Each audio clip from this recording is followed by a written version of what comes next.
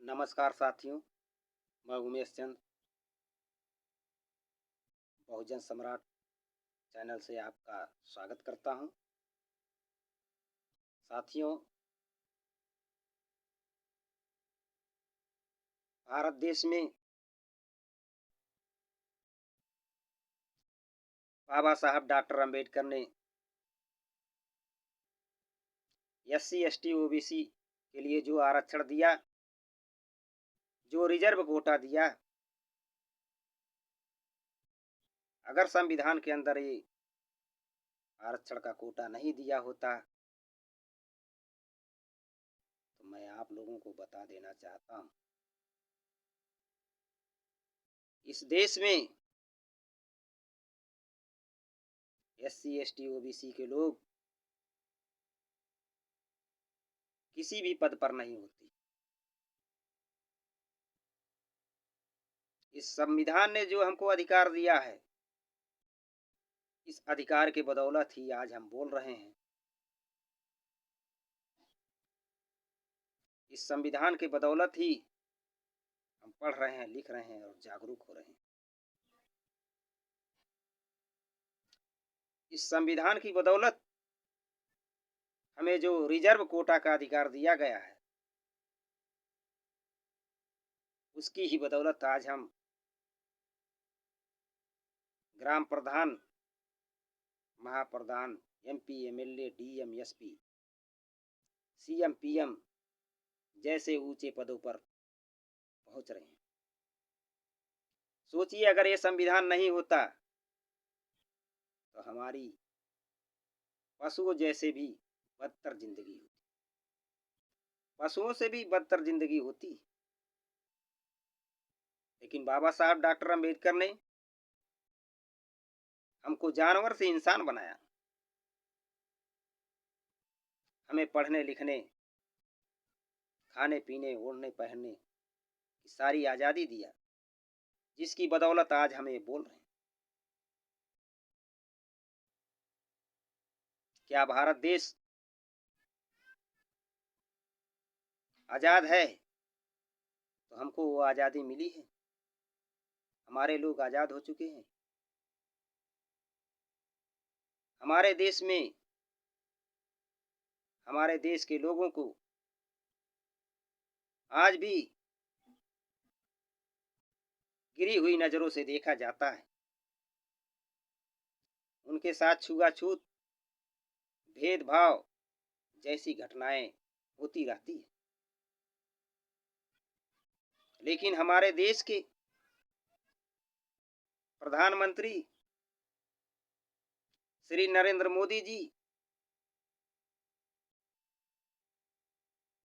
जो 10 साल का इनका कार्यकाल रहा है, इन्होंने 10 साल में एससी एसटी ओबीसी के लोगों को जगाने का काम किया है। बहुत अच्छा किया हमारे देश का प्रधानमंत्री। अगर हमारे देश के प्रधानमंत्री ये काम नहीं करते तो शायद अभी भी हमारे लोग सोते होते। हमारे लोगों को सोने की आदत बहुत है, इनको जगाओ और सो जाते हैं। लेकिन मैं तो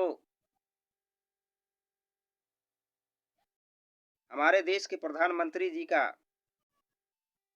बहुत बहुत धन्यवाद करता हूँ कि उन्होंने ऐसा काम किया। हमारे देश के लोग, हमारे मूल निवासी, हमारे एससी एसटी ओबीसी के लोग जागरूक तो हुए, जो अपने हकों और अधिकार को जानने का प्रयास तो किए, अपने हकों और अधिकार की लड़ाई लड़ना शुरू तो किए, उसको छीनने की कोशिश तो किए, और करना भी चाहिए। अधिकार मांगने से नहीं, अधिकार छीनने से मिलता है। लेकिन अधिकारों के लिए लड़ाई लड़ना पड़ता है। लड़ाई लड़ना सारे लोगों की बस की बात तो नहीं है। लड़ाई तो हर कोई लड़ सकता है, लेकिन मंजिल पर बहुत कम ही लोग पहुंचते हैं। इसलिए मैं अपने SC ST OBC के भाइयों से कहना चाहूँगा, आप यहाँ के मूल निवासी हो, आपका देश है, आपका भेष है, आपको जागरूक होना पड़ेगा, अपने अधिकारों के लिए लड़ना पड़ेगा, आपको अपने बच्चों को पढ़ाना पड़ेगा, उनके कैरियर के बारे में सोचना पड़ेगा, क्योंकि ये सरकार हमको हमारे ही अधिकारों से दूर रखना चाहती है। हमारे साथ, हमारे लोगों के साथ ऐसा सिस्टम करना चाहती है कि भारत देश का तो संविधान रहेगा, लेकिन सिर्फ नाम का ही रहेगा, इसको निष्क्रिय कर दिया जाएगा। और इस देश में ऐसे ऐसे कानून लाए जाएंगे जो आपको फिर गुलामी की जंजीरों में जकड़ने का काम करेंगे और आपको मजबूर कर दिया जाएगा। जब आप मजबूर हो जाएंगे, अपने अधिकारों से वंचित हो जाएंगे, तो फिर आपको गुलाम ही बनना पड़ेगा साथियों। इसलिए मैं आपको बताना चाहता हूं, आप अपने बच्चों को शिक्षित बनाइए, पढ़ाइए, क्योंकि हमें ये संवैधानिक अधिकार मिला है। जब तक हम शिक्षित नहीं होंगे, जागरूक नहीं होंगे, तब तक हम अपने अधिकारों और अपने समाज की लड़ाई नहीं लड़ सकते। हम उन ऊंचे पदों पर नहीं पहुंच सकते। इसके लिए हमको जागरूक होना पड़ेगा। बाबा साहब डॉक्टर अम्बेडकर ने कहा,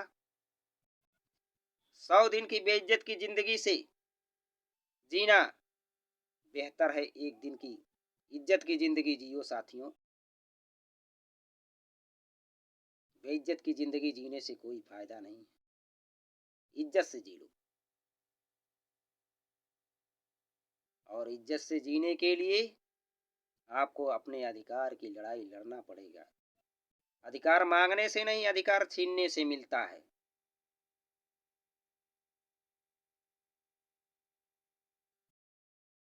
ये सरकार तानाशाह बनी हुई है, आपके आरक्षण में सेंध लगाती है, आपको शिक्षा से दूर रखना चाहती है, आपको सीधे सीधे आपके ऊपर दबाव नहीं बनाएगी, आपको इस तरीके से आपका अधिकार खत्म करेगी कि आप बोलने लायक भी नहीं रहोगे, आप विरोध भी नहीं कर पाओगे। जब विरोध नहीं करोगे तो आपके लोग उन ऊंचे पदों तक कैसे पहुंचेंगे। इसलिए साथियों, अपने बच्चों को पढ़ाइए, उनको अच्छी से अच्छी शिक्षा दीजिए, उनको अच्छी सोसाइटी में रखिए, तभी हमारे समाज का भला होने वाला है साथियों। जय हिंद, जय भारत।